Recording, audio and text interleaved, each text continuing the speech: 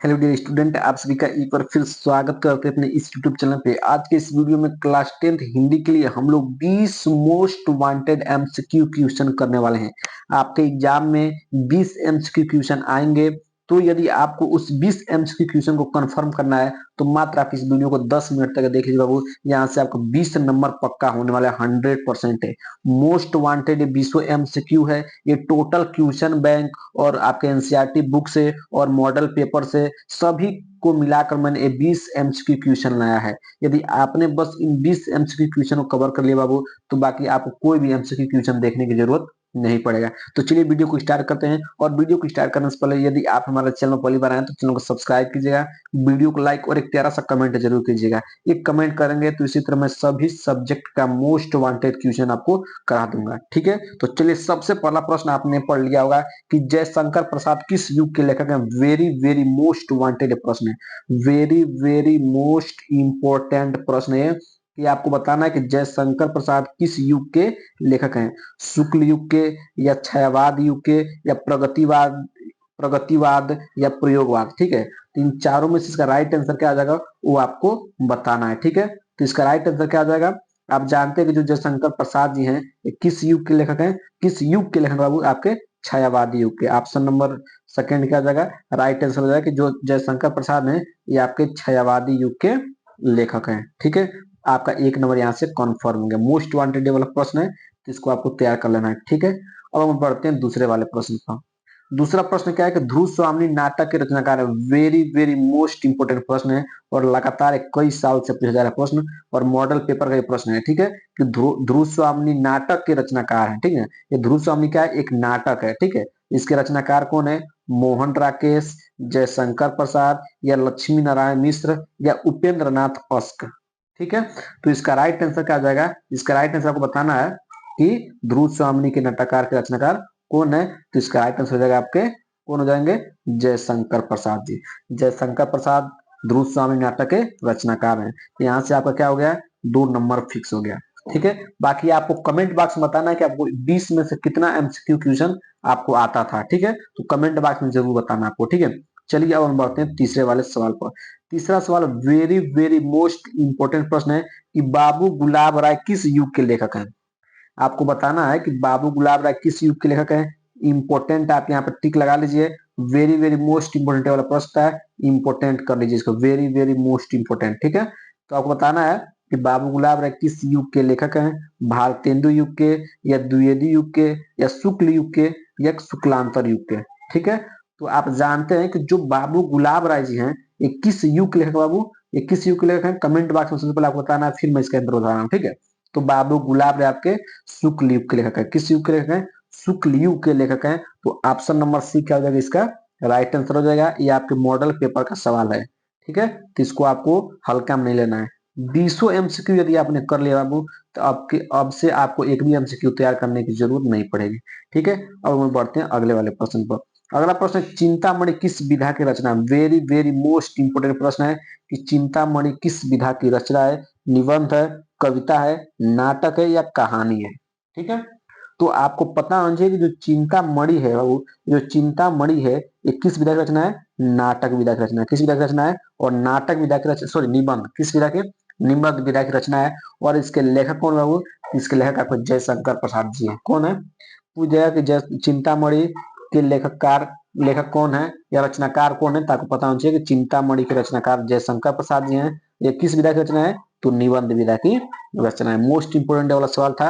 यहाँ से आपका कितना नंबर फिक्स हो गया, 4 नंबर फिक्स हो गया है, ठीक है। अब हम बढ़ते हैं अगले वाले प्रश्न पर।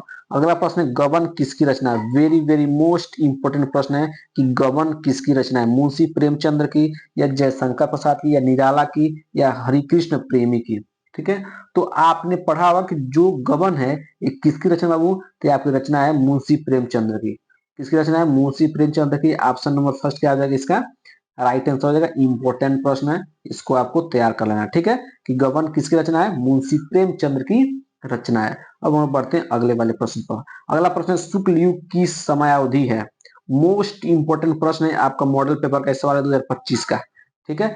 शुक्ल युग की समयावधि क्या है, 1936 से 1943 तक, या 1919 से 1938 तक, या 1900 से 1918 तक, या उपरोक्त में से कोई नहीं। ठीक है, तो ये आपको बताना है कि शुक्ल युग की समय अवधि क्या है। तो इसका राइट आंसर हो जाएगा ऑप्शन नंबर सेकेंड, 1919 से 1938 तक क्या था आपका शुक्ल युग का समय काल था। ठीक है, इंपोर्टेंट प्रश्न है, इसको आपको जरूर याद रखना है। ठीक है, अब हम बढ़ते हैं अगले वाले प्रश्न पर।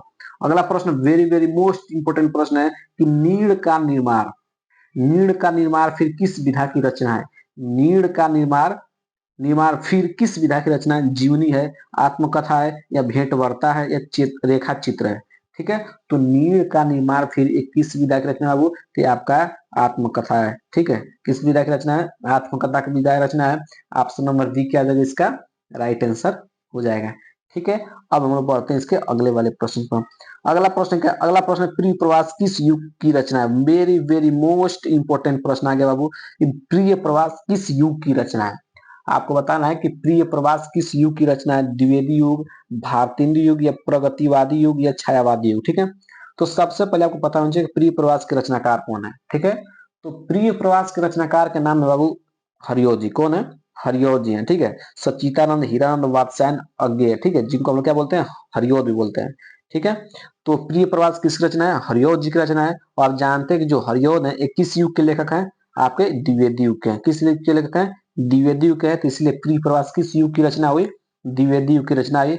ऑप्शन नंबर फर्स्ट क्या हो जाएगा इसका राइट आंसर हो जाएगा। ऑप्शन नंबर फर्स्ट क्या हो जाएगा इसका राइट आंसर हो जाएगा द्विवेदी युग। ठीक है, अब हम बढ़ते हैं इसके अगले वाले प्रश्न पर। अगला प्रश्न है मधुशाला किसकी रचना है। वेरी वेरी मोस्ट इंपोर्टेंट वाला प्रश्न है, आपको बताना है कि मधुशाला किसकी रचना है। ठीक है, मधुशाला किसकी रचना है, रामधारी सिंह दिनकर की, या हरिऔध की, या हरिवंश राय बच्चन की, या सुमित्रा नंद पंत की। मधुशाला किसकी रचना है, 2025 के मॉडल पेपर का सवाल है, मधुशाला किसकी रचना है। ठीक है, तो आपको पता होना चाहिए मधुशाला आपका हरिवंश राय बच्चन जी की है। ऑप्शन नंबर थर्ड क्या हो जाएगा इसका राइट आंसर हो जाएगा, मधुशाला आपका हरिवंश राय बच्चन की रचना है। ठीक है, अब हम बढ़ते हैं इसके अगले वाले प्रश्न पर। अगला प्रश्न क्या है कि भारत भारती किसकी रचना है। वेरी वेरी मोस्ट इंपोर्टेंट प्रश्न है, भारत भारती किसकी रचना है। ठीक ना, सियाराम शरण गुप्त की, मैथिली शरण गुप्त की, या जयशंकर प्रसाद की, या महादेवी वर्मा की। ठीक है, तो आपका भारत और भारती ये किसकी रचना है बाबू, ये आपका मैथिली शरण गुप्त की रचना है। Option number third sorry second क्या हो जाएगा इसका राइट आंसर हो जाएगा मैथिली शरण गुप्त भारत भारती रचनाकार है। ठीक है, तो ऑप्शन नंबर सेकेंड। अब हम लोग बढ़ते हैं इसके अगले वाले प्रश्न पर। अगला प्रश्न क्या ध्यान से, अगला प्रश्न है कि आधुनिक काल कब से कब तक है। आपको बताना है कि आधुनिक काल कब से कब तक है। इंपोर्टेंट प्रश्न है, 2025 के मॉडल पेपर का प्रश्न है। ठीक है, सन 1843 से अब तक, या 1643 ईस्वी से 1845 तक, या सन 1818 से 1936 तक, या 1936 से 1943 तक। ठीक है, तो आधुनिक काल कब से कब तक रहा, तो आपको पता होना चाहिए कि जो आपका आधुनिक काल है ये सन 1843 से अब तक है। जो इस समय कौन चल रहा है आपका आधुनिक काल चल रहा है, ये 1843 से अब तक है आधुनिक काल। ठीक है, तो आपका राइट आंसर फर्स्ट ऑप्शन हो जाएगा। ठीक है, अब हम लोग पढ़ते हैं इसके अगले वाले प्रश्न पर। अगला प्रश्न यह है कि मतीराम किस युग के कवि हैं। वेरी वेरी मोस्ट इंपोर्टेंट प्रश्न है कि मतीराम किस युग के कवि हैं। आपको बताना है कि मतीराम किस युग के कवि हैं। ऑप्शन नंबर फर्स्ट है आधुनिक काल, दूसरा है आदिकाल, तीसरा भक्ति काल, या चौथा है रीतिकाल। ठीक है, तो आपको पता होना चाहिए कि जो मतीराम है एक किस युग के कवि हैं, तो रीतिकाल कवि है। ऑप्शन नंबर डी क्या हो जाएगा इसका राइट आंसर हो जाएगा। ठीक है, एक एक प्रश्न का आप स्क्रीनशॉट लेकर कॉपी पर लिख लीजिए, और ये 20 वर्ग के प्रश्न आपको किसी भी हाल में तैयार कर लेना है। ठीक है, अब हम बढ़ते हैं अगले वाले प्रश्न पर। अगला प्रश्न है सोहत ओढ़े पीत पट श्याम सलोने गात, मनु नीलमणि शैल पर आप आतप प्रयोग प्रकाश। ठीक है, उपरांत पंक्तियों में कौन सा अलंकार है। वेरी वेरी मोस्ट इंपोर्टेंट वाला क्वेश्चन है, आपको बताना है कि इसमें से कौन अलंकार है। उपमा अलंकार, उत्प्रेक्षा अलंकार, रूपक अलंकार, या श्लेषम अलंकार। ठीक है, तो आपको एक ट्रिक पता होना चाहिए कि जिस भी उदाहरण में, जिस भी पंक्ति में मन मानो, जन जानो, मनहु जनो, इन शब्दों का प्रयोग होगा, तो वहां पर सदैव कौन अलंकार होगा आपका, अब कौन अलंकार होगा बाबू उत्प्रेक्षा अलंकार। कौन अलंकार होगा उत्प्रेक्षा अलंकार। देखिए यहाँ पर मनो दिया कि नहीं दिया, यहाँ पर मनो आपको दिया है, तो जहां पर भी मन मानो, जन जानो, मनहु जनो दिया होगा। ठीक है, मनहु जनो इसमें आप समझिए कौन अलंकार होगा उत्प्रेक्षा अलंकार होगा, एक ट्रिक है पहचानने का। ठीक है, तो यहाँ पर मनो का उपयोग किया, मनो शब्द आया था तो इसलिए मैंने क्या कर दिया, उत्प्रेक्षा अलंकार है, इसको आपको तैयार करना है, इंपॉर्टेंट ये वाला पंक्ति है। ठीक है, अब हम बढ़ते हैं अगले वाले प्रश्न पर। अगला प्रश्न है कि रोला छंद में कुल कितने चरण होते हैं। वेरी वेरी मोस्ट इंपोर्टेंट प्रश्न है कि रोला छंद में कितने चरण होते हैं। 3 चरण होते हैं या 2 चरण होते हैं या 4 चरण होते हैं या 5 चरण होते हैं। ठीक है, तो आपको पता होगा कि आपका रोला छंद में कितने चरण होते हैं, 4 चरण होते हैं। ऑप्शन नंबर सी क्या हो जाएगा, इसका राइट आंसर हो जाएगा 4 चरण रोला छंद में होते हैं। ठीक है, अब हम बढ़ते हैं इसके अगले वाले प्रश्न पर। अगला प्रश्न क्या है, अगला प्रश्न है कि आकर्षण शब्द में किस उपसर्ग का प्रयोग किया गया है। आपको बताना है कि आकर्षण शब्द में किस उपसर्ग का प्रयोग किया गया है, वी का, मान का, अक का या आ का। ठीक है, तो आकर्षण शब्द में किस उपसर्ग का उपयोग किया गया बाबू, तो ऑप्शन नंबर कौन हो जाएगा, ऑप्शन नंबर आपका डी क्या हो जाएगा, राइट आंसर हो जाएगा आ का। ठीक है, आ शब्द का प्रयोग किया गया है आकर्षण शब्द में। ठीक है, तो right answer option number D क्या हो जाएगा, करेक्ट हो जाएगा। ठीक है, अब हम बढ़ते हैं इसके अगले वाले प्रश्न पर। अगला प्रश्न है कि रचना के आधार पर वाक्य के कितने भेद होते हैं। वेरी वेरी मोस्ट इंपोर्टेंट प्रश्न है वाला कि रचना के आधार पर वाक्य के कितने भेद होते हैं। ये आपके 2024 के मॉडल पेपर सॉरी अंसाल पेपर का सवाल है, मतलब प्रीवियस ईयर क्वेश्चन है। ठीक है, और इस बार आपके मॉडल पेपर में आया था 2025 में। रचना के आधार पर वाक्य कितने भेद होते हैं, 2, 5, 6 या 3। ठीक है, तो आपको पता होना चाहिए कि रचना के आधार पर जो वाक्य के भेद होते हैं कितने होते हैं, 3 होते हैं। ठीक है, कितने होते हैं, 3 होते हैं। राइट आंसर क्या हो जाएगा, ऑप्शन नंबर डी हो जाएगा। ठीक है, अब हम बढ़ते हैं इसके अगले वाले प्रश्न पर। अगला प्रश्न है कि पीताम्बर में कौन सा समास है। पीताम्बर में कौन सा समास है बताना है कि पीताम्बर में कौन सा समास है, कर्मधारय समास, द्वंद्व समास, बहुब्रीहि समास या तत्पुरुष समास।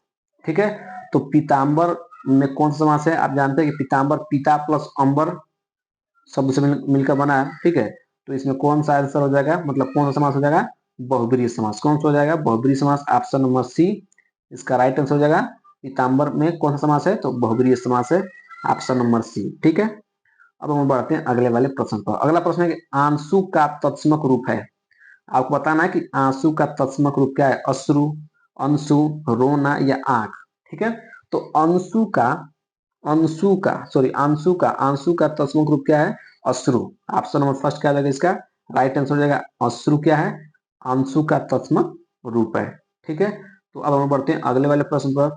अगला प्रश्न है कि ताभ्य, ताभ्य शब्द में वचन एवं विभक्ति है। आपको बताना है कि जो ताभ्य शब्द है इसमें कौन सा वचन है और कौन सा विभक्ति है। ठीक है, तो षष्ठी विभक्ति एक वचन, सप्तमी विभक्ति द्विवचन या षष्ठी विभक्ति बहुवचन या चतुर्थी विभक्ति बहुवचन।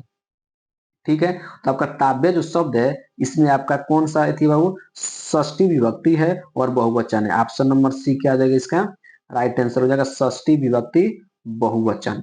ठीक है, अब हम बढ़ते हैं इसके अगले वाले प्रश्न पर। अगला प्रश्न है कि निम्नलिखित में सर्वनाम है, निम्नलिखित में सर्वनाम है, मनुष्य सर्वनाम है या बचपन या वह या इनमें से कोई नहीं। ठीक है, तो इनमें से आपको बताना सर्वनाम, सर्वनाम को इंग्लिश बोलते हैं प्रोनाउन। प्रोनाउन क्या होता है, जो संज्ञा का स्थान पर प्रयोग किया जाता है वही क्या कहलाता है, प्रोनाउन या सर्वनाम कहलाता है। ठीक है, तो इसमें से आपको बताना है कौन सा सर्वनाम है, तो इसमें से आपका राइट आंसर क्या आ जाएगा वो, ऑप्शन नंबर सी क्या आ जाएगा, राइट आंसर हो जाएगा वह। वह क्या है, ये आपका एक सर्वनाम है। ठीक है, तो इस तरह मैंने आपको टोटल कितना एमसीक्यू क्वेश्चन कराया वो, टोटल मैंने आपको 20 एमसीक्यू क्वेश्चन कराया। कितना एमसीक्यू, 20 एमसीक्यू क्वेश्चन करा दिया है। यदि आपने बस इन्हीं 20 एमसीक्यू क्वेश्चन को तैयार कर लिया है तो बाकी आपका यहाँ से 20 नंबर कंप्लीट हो जाएगा और आपको कोई भी एमसीक्यू क्वेश्चन तैयार करने की आवश्यकता नहीं है बाबू। ठीक है, तो वीडियो कैसा लगा है कमेंट बॉक्स में जरूर बताइएगा। इसी तरह मैं अगले सब्जेक्ट का मोस्ट वांटेड आपको एमसीक्यू क्वेश्चन दे दूंगा।